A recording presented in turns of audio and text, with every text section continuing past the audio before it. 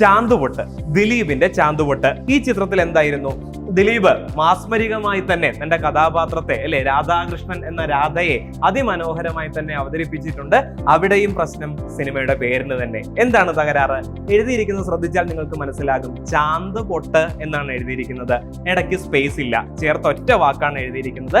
അങ്ങനെ എഴുതുമ്പോൾ നമ്മൾ മലയാളികൾ വിളിക്കുന്ന ചന്ദ്രക്കല എന്ന ചിഹ്നമല്ല വേണ്ടത്. ശരിക്കും വ്യാകരണത്തിലേക്ക് കിടക്കുമ്പോൾ അതിനെ വിളിക്കേണ്ടത് സമ്പ്രദോകാരം എന്നാണ്. ഞാൻ എളുപ്പത്തിന് വേണ്ടി ഞാൻ പറയുന്നു ചന്ദ്രക്കല എന്ന ചിഹ്നം.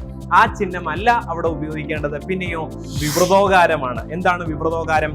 ഊ എന്ന ശബ്ദം, കുനിപ്പ് എന്ന് നമ്മൾ എളുപ്പത്തിൽ പറയുന്ന ഊ എന്ന ശബ്ദമാണ് അവിടെ ചേരേണ്ടത്. എന്താണ് അതിന്റെ പിന്നിലുള്ള വ്യാകരണ കാരണം?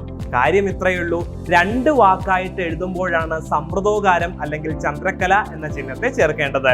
ചേർത്ത് എഴുതുമ്പോഴോ ഉകാരം അല്ലെങ്കിൽ വിവൃതോകാരം എന്ന ചിഹ്നം വേണം ഉപയോഗിക്കാനായിട്ട്.